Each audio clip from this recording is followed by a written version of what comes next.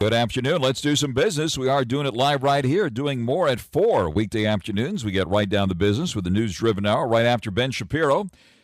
And right before the 790 KBC News Blitz with Randy Wang at 5. It's Mottek On Money, live on the air, 790 KBC, streaming live online worldwide at kbc.com. And your on-demand Mottek On Money podcast, kbc.com, Apple, iTunes, and all your favorite podcast platforms. Mixed finish for the stock market today, with the Dow managing a closing gain, but the other major averages slipped again today. The Dow managed a closing gain of 81 points. It was up about 500, by the way, at the session high. The S&P 500 ended the day lower by 28 points, and the NASDAQ slipped 161 points. Looks like the small cap Russell 2K, which has been in the spotlight lately, continued to outperform the large cap stocks by moving higher by 1.3% on the day. Investors looking to long-dated government debt despite a solid second quarter reading on the economy we got today, sending the 10 and 30-year yields down for the second time in the past three sessions. The yield on the 10-year note is back down to 4.25%. Mortgage rates impacted by that largely remain flat ahead of the planned Fed meeting next week, staying below 7% for the eighth week in a row. The average 30-year fix now 6.78%, according to the latest survey out this morning from mortgage giant Freddie Mac. Second quarter GDP up 2.8%. That's the latest reading on the overall economy, with consumer spending, inventories, and business spending all contributing to that gain. Ford slipping into reverse today. Investors weighing Ford's warranty cost and EV challenges after Ford's second quarter earnings report, which sent the stock plunging today. Ford shares moved down 18% at the close. This was the worst one-day percentage drop for Ford since November of 2008 during the financial crisis days. This after Ford reported a $1.1 billion loss in its electric vehicle business, dragging the company's profit well below Wall Street analyst expectations. Airlines been in the news lately because of that IT meltdown. Today, Southwest made news by making a big announcement, doing away with open seating. Southwest Airlines, which has used the open seating model for more than 50 years, announced today that it will assign seats and offer premium seating options on all of its flights. Meanwhile, American Airlines issued a big profit warning today, citing both company-specific and industry challenges. According to MarketWatch, the air carrier stock bounced sharply to trade higher as actions taken to heal the self-inflicted wounds appear to be working. Looks like American Airlines stock had an update today. Taking a look at what's happening elsewhere in the Middle East, simmering tensions over the Israel-Hamas war reigniting this week when Israeli Prime Minister Benjamin Netanyahu addressed Congress, drawing a split response from California's House members and also protests both in Washington, D.C., as well as here in Southern California. We'll be taking a closer look at the Israeli Prime Minister Benjamin Netanyahu's speech. He also met separately at the White House today with President Biden and likely Democratic nominee Vice President Kamala Harris to discuss the war in Gaza and the possibility of securing a ceasefire. He's also set to meet with President Trump, we understand, tomorrow. On the visit to the U.S. by Israeli Prime Minister Benjamin Netanyahu and the latest on the Middle East, I'll be speaking live later this hour to one of the most prominent religious leaders in the world, Rabbi Abraham Cooper, Associate Dean and Director of Global Social Action at the Simon Wiesenthal Center in West Los Angeles. He was in the gallery when Prime Minister Netanyahu addressed Congress, and he also just returned from Argentina, where he participated in the 30th anniversary memorial of the bombing of the Argentinian Jewish Center in Buenos Aires. Rabbi Cooper will be joining me live later this hour. Elsewhere, Russia and China have flown a joint strategic bomber patrol near the United States, near Alaska specifically, for the first time, highlighting the growing scale and capability of a military partnership that has raised concern among the U.S. and its allies. Another report today says an illicit flow of technology to Russia is going through Hong Kong as Russia defies sanctions to obtain nearly $4 billion in restricted computer chips since the Russian invasion of Ukraine. I'll discuss that latest news with China expert Gordon Chang, author of The Coming Collapse of China and the Great U.S.-China Tech War. He'll be joining me live later this hour. But first, on Your Money, the markets and the economy and all the epic news today. Joining us live now, AXEL MERK, President and Chief Investments Officer at MERK Investments, which includes the Van Eck MERK Gold Trust, author of Sustainable Wealth, on X, formerly known as Twitter. He's at AXEL MERK, currency expert, gold expert, economist, and longtime contributor to this program. AXEL MERK, thank you very much for coming to the line this afternoon. great to be with you. My head is spinning listening to all the news that you were. Yes, yeah, it's a fire hose of news coming out, as we've seen almost every single day, really recently. So, Axel, MERK, give us your reaction first of all with the latest market action here. Of course, we kissed record highs this month, and gold also, by the way, recently hit an all-time high. Bitcoin been doing wild moves here, and up about 1,000 right now, by the way, just shy of 66,000. And, of course, a lot of geopolitical issues and political issues here in the U.S. Give us your assessment of things here at the moment. Sure. Well, no high today in gold. The spot price of gold is currently down $34 for the day, and that's 23.63. And overall, the market obviously had a rough day, very volatile day, and this is part of the deleveraging, I believe, that's going on. It's caused ripple effects in the currency market and the equity market, and as you pointed out, the small cap value has been outperforming the big indices, and obviously part of the story is that the MAG 7 have lost some steam. And so the question is it just some temporary deleveraging, or is this a great rotation that's coming? Some economic data were better than expected, so that also changed the storyline a little bit for today. But there's some volatility that we haven't had in a while of late. That's right. The VIX index, the volatility index, the so-called Wall Street Fear Index, has spiked recently to the highest we've seen, I believe, since April at last check. So that's an important point here. And obviously, with all the geopolitical concerns and a lot of course, changes on the political landscape here in the U.S., what's your outlook for how the financial markets will react to all this? Well, the markets are forward-looking, and so next week we have a Federal Reserve meeting. The market expects there to be very little action, but then the following meeting is only in September, and so that's quite a gap, and we'll have numerous economic data. Indeed, when the Federal Reserve meets next week, they will not have the benefit of the non-farm payroll report, which is released the next day. And so we are a bit in the dark right now. Earnings may well dominate. But the overall storyline, I believe, continues to be that this economy is slowing down. Now, today's data didn't support that, and of course, data will drive the markets ultimately, but that's a general perception. All that said, right, August is coming. August, you're old enough to remember, Kuwait was invaded in August. Wars break out in August. It's when everybody's on vacation. The top guys at the firms are in the investment firms are out, and there can be more volatility when the so-called unknown hits.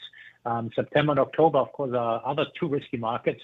Just mentioned the other 9 months of the year for potential for risk. But the coming months going to be interesting. We have high valuations, and I think significant potential for more volatility in the markets.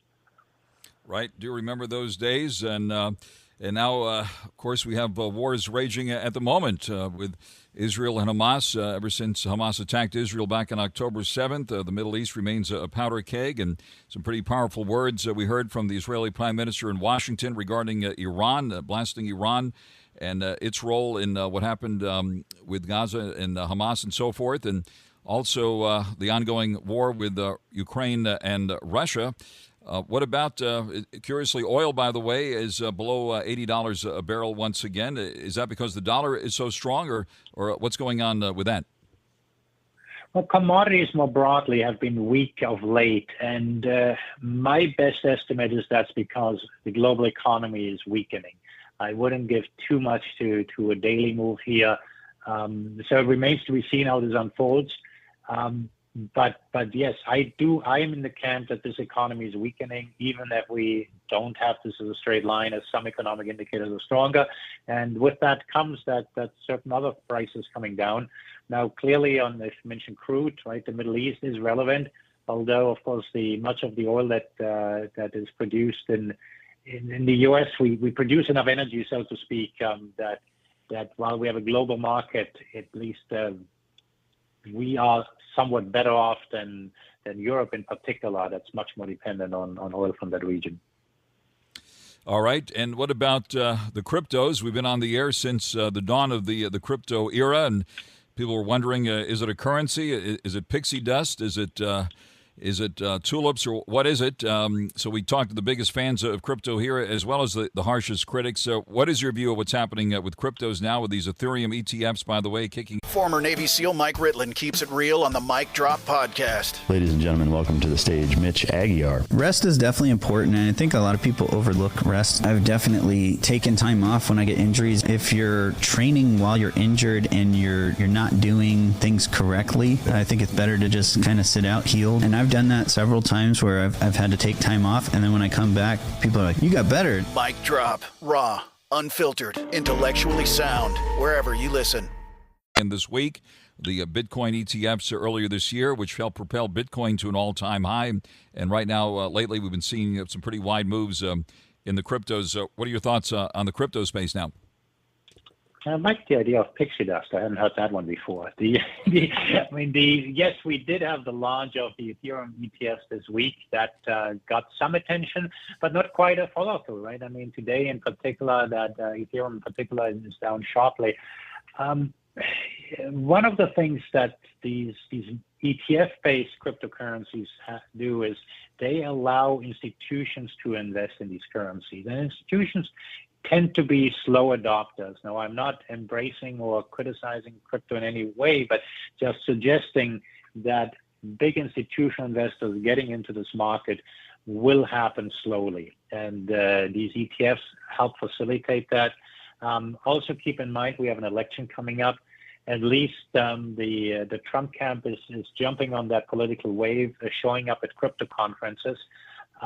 It probably can't get more hostile towards the crypto camp than the current administration is, and so those betting on an easing in that space, if they do bet on Trump winning, may have a point. That said, there are many regulatory issues that are not easily fixed because it's just that crypto is just very different and doesn't fit well into the financial system as it's been engineered. So let's see whether there's going to be more innovation.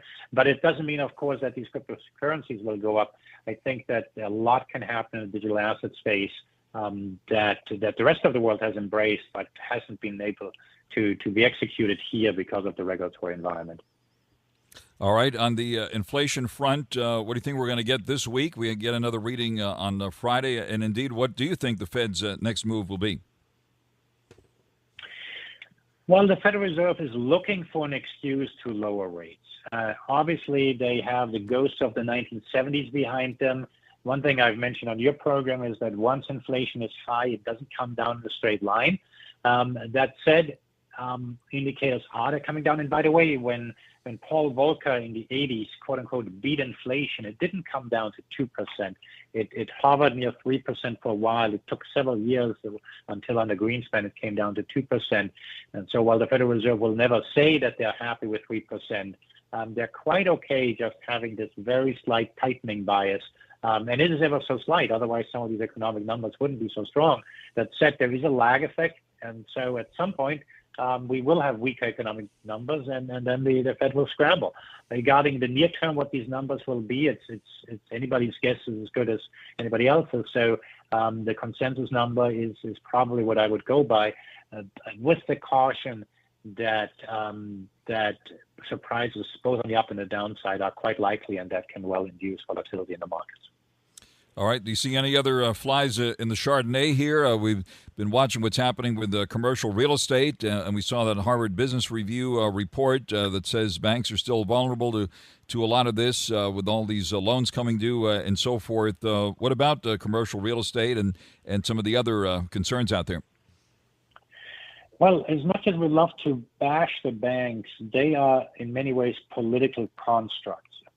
Politicians don't want commercial real estate to falter, in part because they don't want the banks, of course, to falter. So a year and 3 or 4 months ago, this lifeline was given to the small banks. There are numerous incentives in place to drag this process out forever. I have made references to the savings and loan crisis in the 1980s that took a decade or so to fix. I don't think this is going to happen much faster because it's in nobody's interest to resolve these issues too quickly. And so, but maybe when rates are lower, we have more transactions, lower prices, and the market will force a clearing out. If that is the case, expect the Federal Reserve to step in again, because anything that happens fast is bound to rattle the banking sector, the small banks in particular. But for the time being, it is a can kicking down the road type of environment, and we've learned that policymakers are very good at can kicking. Absolutely. We're on the air live with AXEL, MERK, and another fiasco that I wanted to talk to you about is this CrowdStrike situation. You're the second pilot in a row we've talked to here this week, and one of our guests who's also a pilot said he was up in the air when suddenly he couldn't get handed off from control tower to control tower, and the phones were down too. What about this IT meltdown that's still affecting mostly Delta Airlines here at the moment and so many companies? What are your thoughts about this fiasco? Well, it just shows how different businesses have varying levels of preparedness. And without getting too technical, Apple Computer a while ago decided to get rid of these kernel-level add-ons that you can still get in Microsoft. And I'm not giving any investment recommendation here, but who says that this can't happen again? I think some very serious questions will be asked down the road, and in particular of the operating system that enables this sort of thing to happen.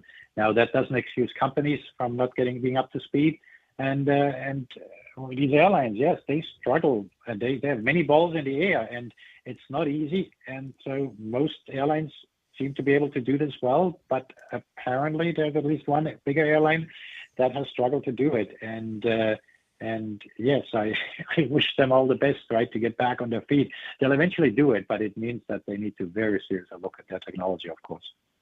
All right, before we let you off the hook, given all that's going on, any specific places where you are putting money now and or taking it off the table? I hesitate because I have to differentiate between what I do as a business and what I do personally. But let me just say that on a personal level, I have been most reluctant of putting cash to work because I've been very hesitant about the valuations that we've seen in the market. On the business side, as you and many of your listeners know, we manage well over $1 billion in gold and precious metals, and so that space, of course, is very active. We see more mergers. We see more realism on the mining side of the sort of power that they need to sustain themselves, meaning if they can't raise money in the market, they need to merge with other entities. So there's a lot happening in that space. It's a very exciting space. That space tends to do better when the economy is weaker. But on the quote unquote boring side in traditional equities, I'm quite cautious these days. AXEL, thank you very much for taking the call on yet another big day here. AXEL Merk, President and Chief Investment Officer of MERK Investments, which includes the Van Eck MERK Gold Trust. The ticker symbol on that, by the way, is OUNZ. He's also author of Sustainable Wealth on X, formerly known as Twitter, at AXEL Merk. Currency expert, gold expert, economist, and most gratefully we are for your longtime contribution to this program. AXEL, thank you very much for joining us live here this afternoon. My pleasure. Mottek On Money continues, 790 KBC. Good afternoon. Mixed finish for the market today with the blue chips ending in the plus column. The Dow rallied up about 500 points early on, but at the close, up 81. Didn't quite hold on to much of the gain today, but turned positive, though. At the close, we're at 39,935. The S&P 500 turning negative, down 28 on the day to 5,399. The NASDAQ also sliding down 161 points at 17,182. The yield in the 10-year note now to 4.25%. Ford having a rough day, losing a lot in its EV business, and Ford stock closed down $2.51 at $11.16 a share, drop of 18%. Ford's worst day since 2008 during the financial crisis days. NVIDIA, the Magnificent One, pulling back today by nearly $2 at $112 and change. Apple down $1.05 at $217.49. CrowdStrike Holdings down nearly $4 today at $254.15.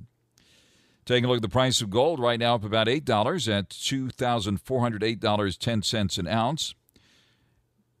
Gold, by the way, up $335 so far this year, a gain of 16%. Silver is hovering at just below $28 an ounce now, down slightly today and up $14 an ounce since the start of the year. Economic activity in the U.S. considerably stronger than expected during the second quarter, boosted by a strong consumer, government spending, and a sizable inventory build. This according to the Commerce Department, saying that gross domestic product, which is the measure of all the goods and services produced between April to June, increased at a 2.8% annual rate. That came in better than most analysts had expected. Taking a look at the cryptos now, Bitcoin up about 1,000, back to 65,795. Ethereum up 17 at 3,170. And Doge at 12 cents. Mottek On Money continues here on 790 KABC. Good afternoon. Mixed finish for the stock market today. Recapping the action once again, the Dow gained 81. It had been up more than 500.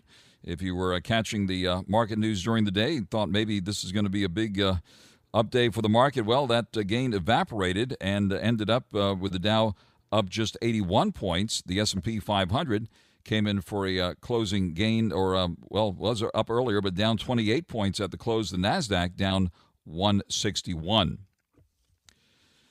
Israeli Prime Minister Benjamin Netanyahu meeting separately at the White House today with President Biden and the likely Democratic nominee Vice President Kamala Harris to discuss the war in Gaza and the possibility of securing a ceasefire deal. Former President Trump is set to meet with the Israeli Prime Minister tomorrow.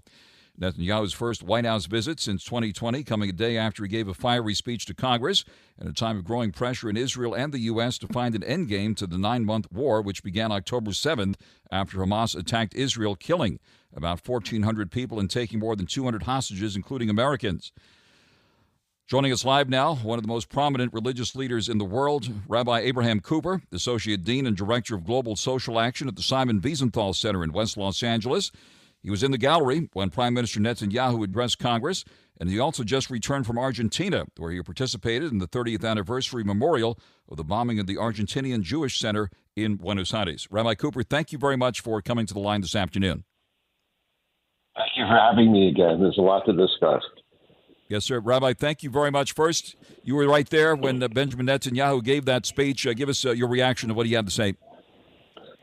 Well, he is a great communicator and in his way also very courageous public figure. I was there 9 years ago, when he spoke about the Iranian nuclear threat, when the president at that time was opposed to his even showing up. And an extremely effective speaker. He made the case for, first of all, for unity, obviously among the Jewish people, but unity also between two historic and great allies, the United States and Israel, and made a very strong case that the Iranian regime only sees Israel as a stepping stone towards the destruction of the United States. And it's not a very popular notion, but he put it out with clarity. The Rolling Stone Music Now podcast gets inside the biggest stories with Rolling Stone senior writer Brian Hyatt, Snoop Dogg, and Lotto. Let me give you one of my secrets. I remain the biggest kid in the room at all times. There's a kid and you can't believe that. Look at where you at. Keep making it about fun. Yeah, we blessed to be able to do a job that's like fun. There's two funds that's the most important funds in the world. Funds that you make off of the fun that you have. Rolling Stone Music Now, wherever you listen. Key issue obviously has to do with, from the point of view of Israelis and the Jewish world, the release of the remaining hostages that may be alive. All indications are that they may be close to a deal that would create a ceasefire for a number of weeks, and that would gain the release of a significant number of living hostages, especially older people.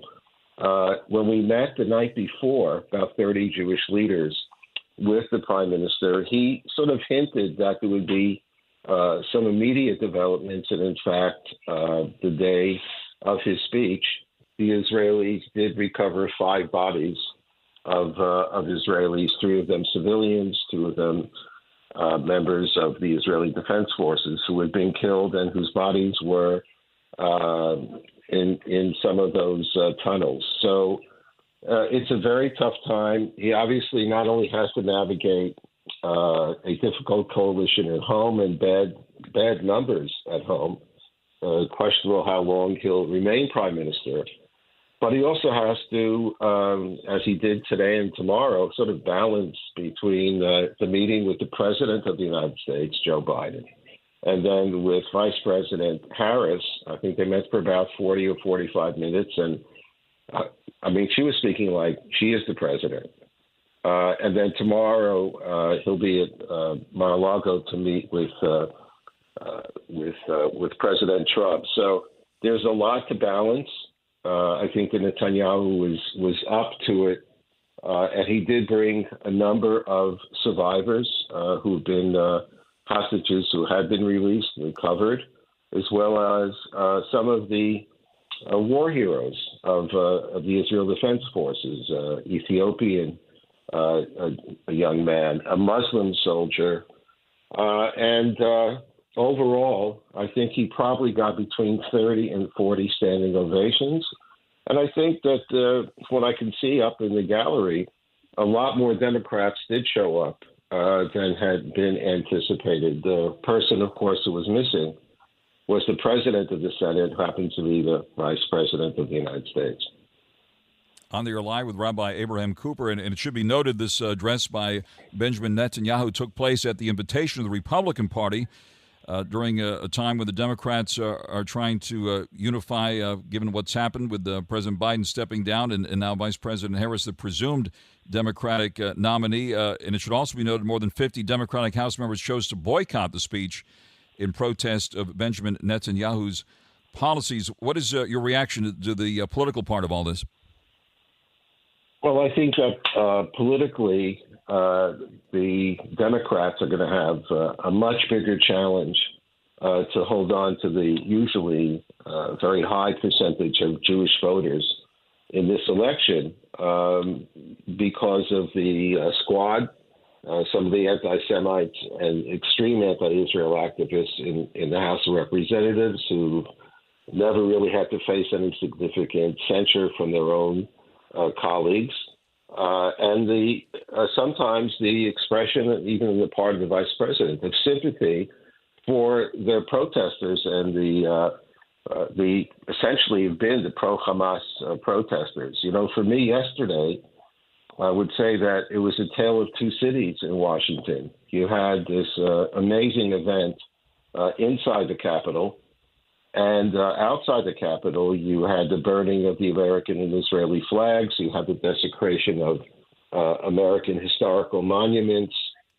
There is a disconnect. And one thing that also brings us back to L.A. is that in one case, I had to walk through 6 blocks of these people. They definitely have the support of Code Pink and other groups that were involved, as you know, a few weeks ago, in the targeting of a synagogue in the Pico Robinson area. So yes, it's not just members of the Palestinian community. This has been expanded to include, you might say, the professional agitators, the well-funded protesters. And I'll tell you, I'm afraid that that bodes not well for kids coming back to campuses in a couple of weeks, university campuses. If those groups remain active, I think we're going to see the return, unfortunately, of that kind of negative and dangerous and sometimes violent activism on our own campuses. On the line with Rabbi Cooper. And Rabbi, let me, while we have a few moments here, I know you also just returned from Argentina where you participated, and it's hard to believe, the 30th anniversary memorial of the bombing of the Argentinian Jewish Center in Buenos Aires. I believe we were even on the air back in those days that you and I are talking about that horrific attack. So tell us about your visit to Buenos Aires.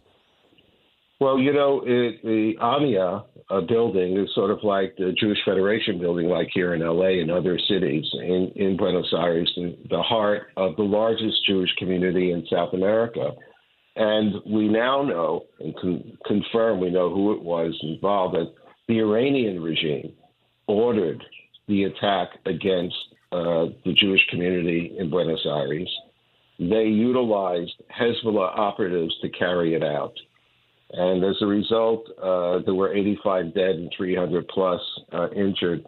I thought there may be 20,000 mourners for the memorial on Thursday morning, including the president of the country, who just stood with everyone else for 3 hours. And what was, I think, very dramatic is you feel that all this remains an open wound for the people in Argentina. Many of the victims were not Jewish, and many of them, of course, were. But this remains an open wound because, unfortunately, at least two presidents of Argentina were corrupt enough to help in the cover-up, and for which perhaps they got money and or other considerations. And then when you had a crusading a prosecutor named Nisman, he was about to name the president of Argentina as culpable in this covering up the investigation, and he was assassinated. So he becomes the 86th member. Right now, this is a time that Argentinian people are, seeking closure on the one hand, and you have a philo-Semitic president. I think you talk about him a lot because he has some interesting ideas economically to try to turn the economic corner for Argentina. But watching and listening to people, the families whose lives were destroyed 30 years ago, when they get up in front of the microphone and they speak, you can see that their wound and their hearts never mended. And I'm not sure that any of us around the world, any of the governments have ever taken away the necessary lessons. Had we done it, dealt with it way back then, we probably wouldn't have had an October 7th. And who knows, maybe there wouldn't have been a 9/11. Rabbi, thank you very much for sharing that important story with us. And as always, it's an honor to speak with you. Thank you very much for taking the call today. Rabbi Abraham Cooper, Associate Dean and Director of Global Social Action at the Simon Wiesenthal Center, Museum of Tolerance in West Los Angeles. Thank you very much for joining us live here this afternoon. God bless. Be well.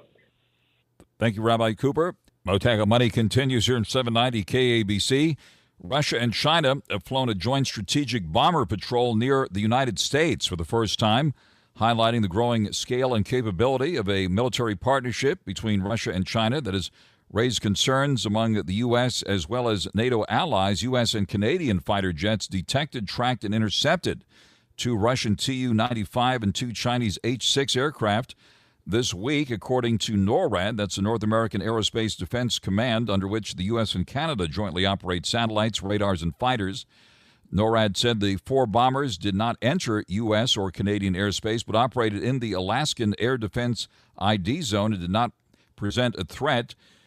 Another report today says an illicit flow of technology to Russia is going through Hong Kong as Russia defies sanctions to obtain nearly $4 billion in restricted computer chips since the Russian invasion of Ukraine. Joining us live now, China expert Gordon Chang, author of The Coming Collapse of China and the Great U.S.-China Tech War, and on Twitter at Gordon G. Chang. Gordon Chang, thanks for taking the call. Give us a reaction to this big news, Russia and Chinese warplanes right off the United States coast. Yeah, the Chinese Defense Ministry described this as a joint strategic aerial patrol. And the word strategic means nuclear weapons. And the Tu-95s that Russia flew and the H-6s that China flew are all nuclear capable. So really, this was a warning. As Secretary of Defense Austin said, these planes did not present a threat to the U.S. I guess by that he meant that we could have taken them down easily. But obviously, we did not know what were on those planes. And so I think that we need to have a different set of language for incidents like this. On the air live with Gordon Chang. And what kind of reaction have we seen from the White House, either from President Biden and or Vice President at this point? I don't think there's been any from the White House itself. At some point, the President of the United States needs to have a conversation with the American people about the threat that China poses. Last August, he actually had a very frank discussion with Democratic Party donors in Park City, Utah, but he hasn't had that discussion with the United States as a whole. And I believe that he needs to do that because China is involved in very provocative activities, some against the United States itself, like this joint air patrol, some against our allies, which we have a mutual defense obligation, and some just against our friends, countries that we consider to be important to us. So, for instance, Taiwan. But China is pressing us very hard, and we don't hear anything from the administration about this. Given what's happening in Washington with President Biden stepping down from the presidential election and now Vice President Harris taking the spotlight here, might our adversaries take advantage of this time in American history? That's a possibility. I think that China is going to be motivated more by domestic concerns than about looking at the opportunities that a transition of power in the United States will present. But nonetheless, we've got to be ready for anything at any place at any time, because things right now are at a very dangerous point, and we are not acting, I think, with the rigor that is necessary to defend ourselves or our friends and partners. So this is a time where I think the Chinese do see vulnerability on us, but the most important thing is that China right now is in a precarious state, and that really means that Xi Jinping will be acting primarily, I think, to domestic incentives rather than foreign opportunities. Meanwhile, NATO allies this week called China a decisive enabler of Russia's war against Ukraine and expressed concerns over Beijing's nuclear arsenal and its capabilities in space. NATO speaking out about China. Yes, and they should, because the greatest threat to NATO is the Russian invasion of Ukraine. China has been all in support for Russia, actually probably green-lighted the invasion before Putin actually sent his troops across the Ukrainian border. China's tried to play it both ways, saying that it's a peacemaker, but really it has kept Russia in the war. And those Chinese-Belarus military exercises just 4 miles from Poland, a NATO member, is another warning that Beijing has been giving to the West. And unfortunately, Western leaders don't talk about China in the appropriate tones, because right now this is starting to look more and more ominous by the moment. Gordon Chang, wish we had more time. We'll have to stop there and continue the conversation next time around. Thank you very much for your insights on all things China as well as Russia as we track geopolitics very closely here on this program. China expert Gordon Chang, author of The Coming Collapse of China and the Great U.S.-China Tech War, and on Twitter at Gordon G. Chang. Live with us here on Mottek On Money on 790 KBC. Stay tuned now for the 790 KBC News Blitz with Randy Wang here on 790 KBC. The Rolling Stone Music Now podcast gets inside the biggest stories with Rolling Stone senior writer Brian Hyatt, Snoop Dogg, and Lotto. Let me give you one of my secrets. I remain the biggest kid in the room at all times. There's a kid in you can't believe that. Look at where you at. Keep making it about fun. Yeah, we blessed to be able to do a job that's like fun. There's 2 funds that's the most important funds in the world. Funds that you make off of the fun that you have. Rolling Stone Music Now, wherever you listen.